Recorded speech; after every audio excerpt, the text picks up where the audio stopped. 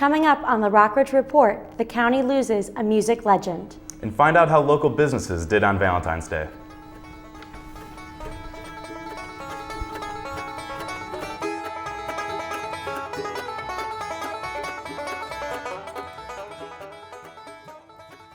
Welcome to another edition of the Rockbridge Report. I'm Stephen Peck. And I'm Chelsea Stevenson. You just heard a bit of music from local bluegrass legend Ronald "Rooster" Rooley. He died yesterday after a short hospitalization. His longtime friend Will Lee played with Rooley in his band, Rooster's Ruckus. Lee met Rooley when he was 14. Rooley taught Lee to play banjo and the guitar. Lee said that Rooster was a character who didn't give a hoot about what anybody thought. Lee also said that Rooley's banjo playing will stay with him forever. May he rest in peace. One music legend is gone, but the town of Rafine is keeping old-time music alive with a Friday night tradition. Our reporter Chelsea Gilman has the story. To the untrained eye, the back rows of Rafine might look desolate. But for those who are in the know, this is where mountain culture stays alive at Clark's Old-Time Music Center. Virginians have been coming to Clark's to sing and dance for the past 23 years. The idea began with James Clark's father. He and some of his friends started doing a jam session, just getting together, playing music. Members of the Clark family used to build log cabins. They used this building as a warehouse. But soon, their love of music became a full-time job. So we started doing it in the office because we had a little more room. And one night, someone just got up and started dancing, and that's how it began. People come to Clark's Music Center every Friday night at 7:30. It has a loyal following. John Gillum has been coming here for over 20 years. He says it's the family's good morals that keep the place grounded. No drinking on the premises, no smoking, and they just socialized and was having a good time, and I've been coming here ever since. Coming here, you have nice people, your friends and stuff come out here. It's family friendly. Most people that walk in the door are regulars, and their dedication to the Clarks doesn't go unnoticed. Each week, the Clarks hold a raffle, and one lucky person goes home with half of the Friday night profits. The Clarks make the community a priority, not just in times of happiness, but also in times of need. We have fundraisers for people that need it, or it's just a good bunch of people from years back, and I love it. James Clark says that he enjoys giving back to the community and bringing happiness to those who come by. I most enjoy is seeing other people smile and have a good time. And that they do. Grab your partner and come on down to Clark's Old-Time Music Center this Friday from 7:30 to 10 p.m. For the Rockbridge Report, I'm Chelsea Gilman. Yesterday marked the beginning of Lent for Roman Catholics around the world. Many will give up worldly pleasures for the 40-day period, but one Catholic just gave up something no one has given up in 600 years. Pope Benedict XVI shocked the Catholic world when he announced he was resigning as Pope.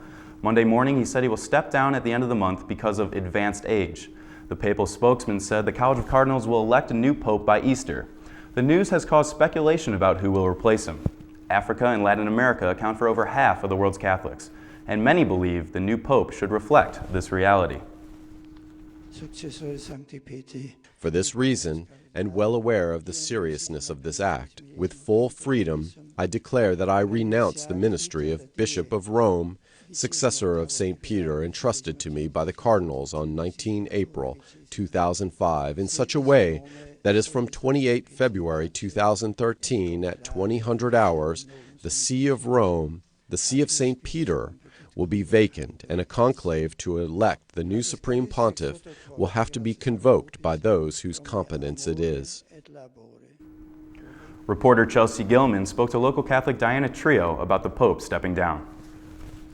As with other Catholics, I think we were all kind of shocked and perplexed and worried.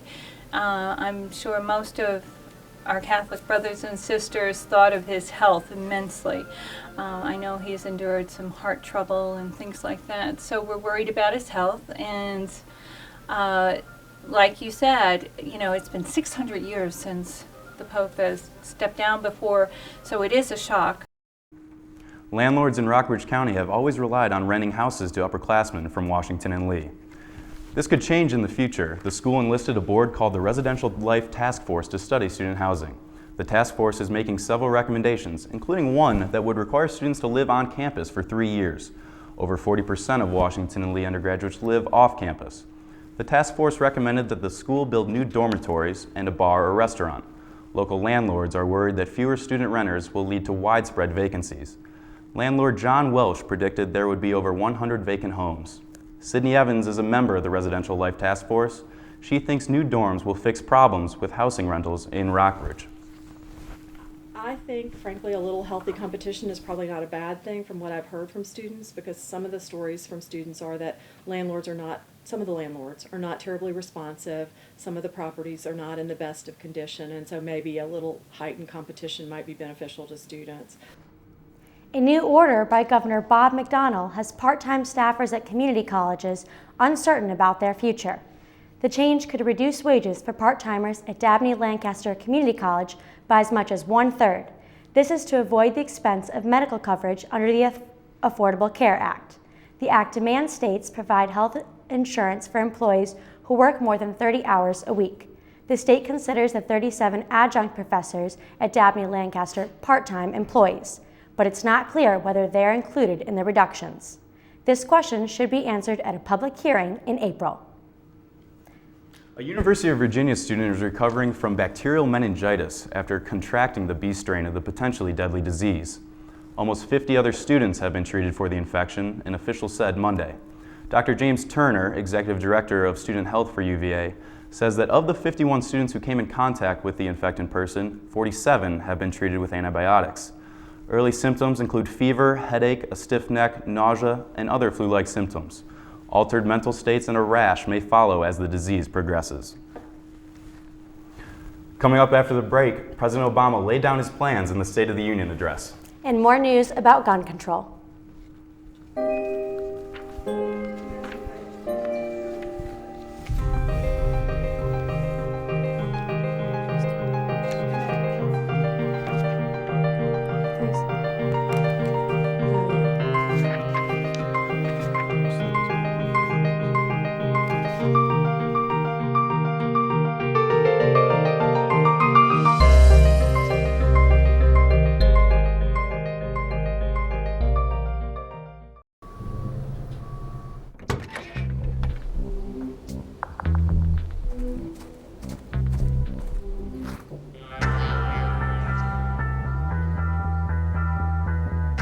When you throw away money on wasted electricity,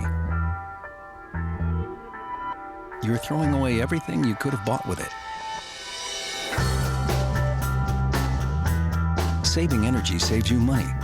Learn more at energysavers.gov.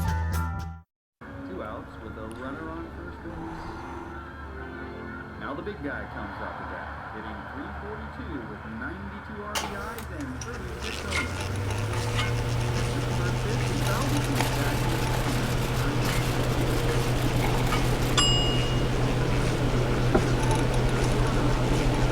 Chill raw and prepared foods promptly. 1 in 6 Americans will get sick from food poisoning this year. Keep your family safer. Check your steps at foodsafety.gov.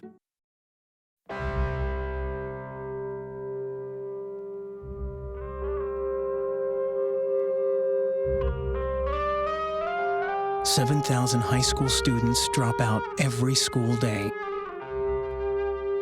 That's a line of desks, more than 4 miles long.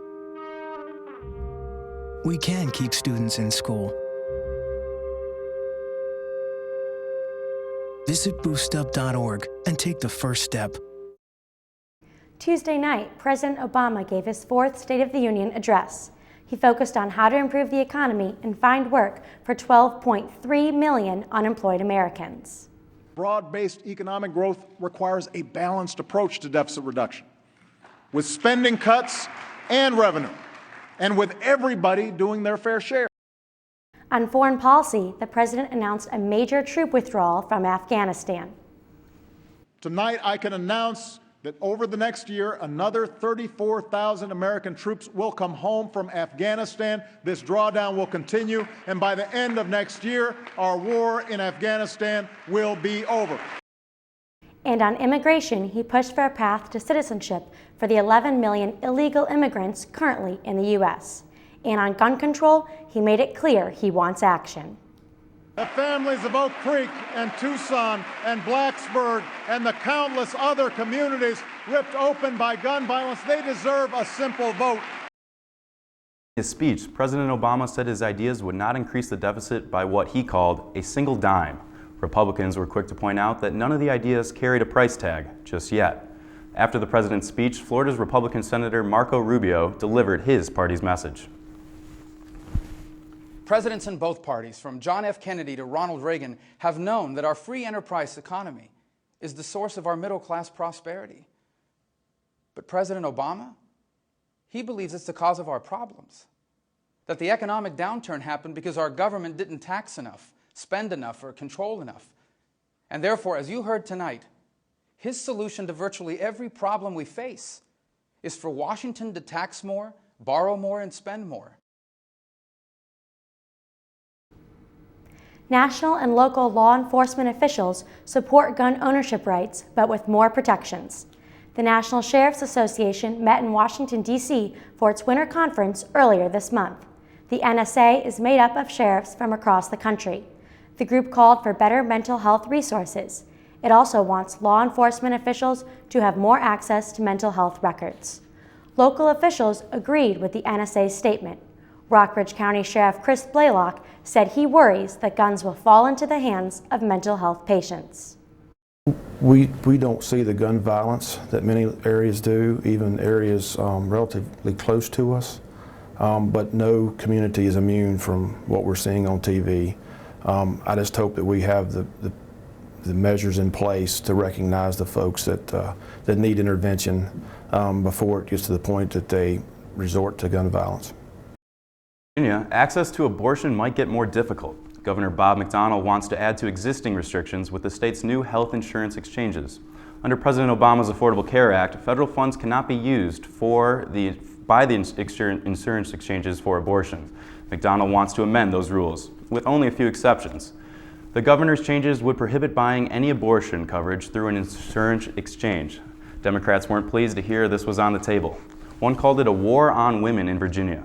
Tomorrow is the deadline for the state to decide whether to work with Washington on health care insurance exchanges. The role of school officials in the 2007 Virginia Tech shooting is still up for debate. Tuesday, the state Supreme Court heard two separate arguments for the appeal, one by the Commonwealth and one by two parents of the victims. Both sides seek an appeal of last year's verdict. The judgment said Virginia Tech failed to warn students that a shooter was on the loose. State and university attorneys say that mistakes were made during the trial. They asked the High Court to set that verdict and the $8 million award aside, but the victims' families say their daughters could have lived if proper action had been taken. The parents are seeking a retrial in a lower court. They also want to add the university president as an individual defendant. The Supreme Court panel is expected to take at least 6 weeks to decide if they will hear the appeal. Coming up after the break, historic Lexington might add to its history. And find out which sports team won a championship. When some people struggle with their mortgage payments, they become frozen, petrified. Not knowing what to do, they do nothing. But the people who take action are far more likely to get the most positive outcome. Making home affordable is a free government program. Call now to talk one-on-one with a housing expert about the options that are right for you. Real help, real answers, right now. So, I got this new family, and I don't know what it is about this one, but she can't seem to put down that toy all day long. Tap, tap, tap, tap. Oh, and she even talks to it. She talks to that more than she talks to him. What's up, bro? Nice shirt. Who's she talking to? Her mom? She talks to her mom a lot. This is one amazing truffula tree. Can you imagine a place where these grow everywhere? Yes, it's called the Forest, a magical place to enjoy with your family.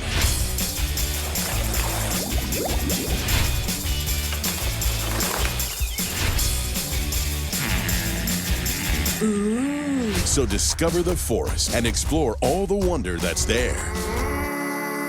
Visit discovertheforest.org to find a forest near you. Every book is an adventure waiting to come to life. Visit new worlds. Encounter new friends. And discover the power of reading. Go to read.gov to read A Princess of Mars, the first novel to feature John Carter. A new world awaits.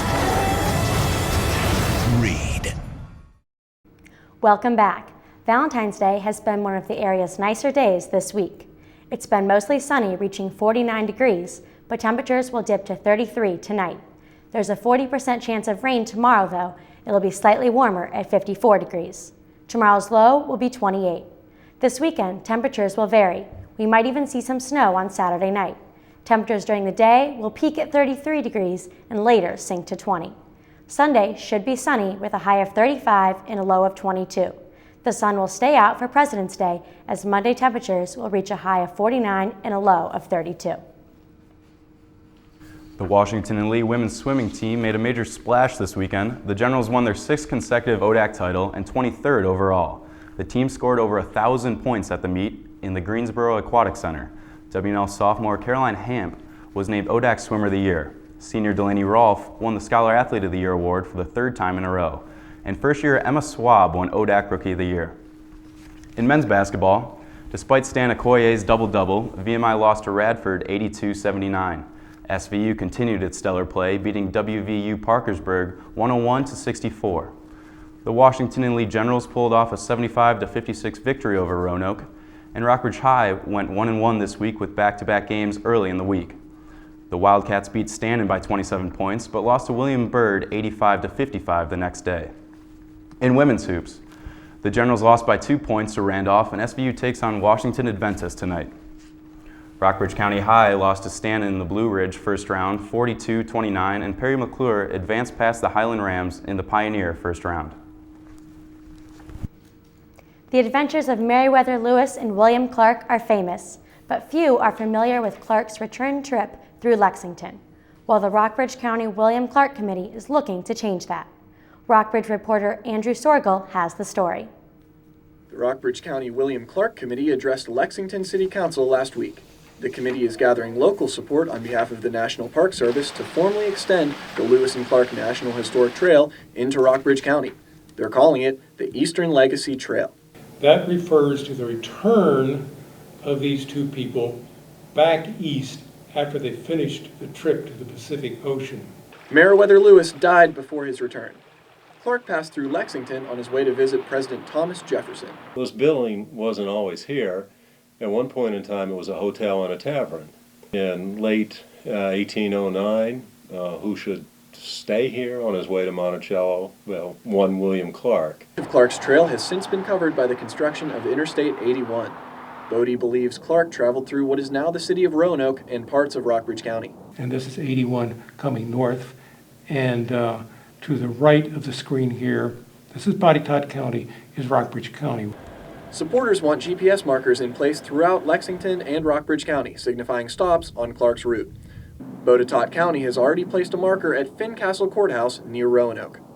Each county involved in this, in Virginia, is going to place in the ground a brass marker and will signify the Lewis and Clark mission. The Rockbridge County Board of Supervisors has already agreed to recognize Lewis and Clark's Eastern Legacy Trail. If Lexington City Council can sign on, like they did here in Roanoke, the National Park Service will have a much stronger case when they go in front of Congress later this year. From the Roanoke Star, for the Rockbridge Report, and wishing you a happy Valentine's Day, I'm Andrew Sorgel. Cupid has come to Lexington, and for Cocoa Mill Chocolatier and University Florists, that means more business. The chocolatier has added to its award-winning stock with Valentine's Day hearts and sampler boxes for people who aren't sure what to get. While roses are still the mainstay at University Florists, owner Carolyn Tolley and her staff work to help customers select the perfect arrangement for their special someone. If you come in the door tomorrow and you tell me I have $1 to spend, I'm going to make sure you leave here with a flower for $1. So Chelsea, any big plans for tonight? Unfortunately, my boyfriend doesn't live around here, but hopefully we'll go out to dinner this weekend. I'm sorry to hear that. Well, thanks for tuning in. The Rockbridge Report will be going on a short break next week, but be sure to join us when we pick back up on February 28th. And you can always find more news on our website at www.rockbridgereport.washingtonandlee.net. Happy Valentine's Day and have a good night. Good night.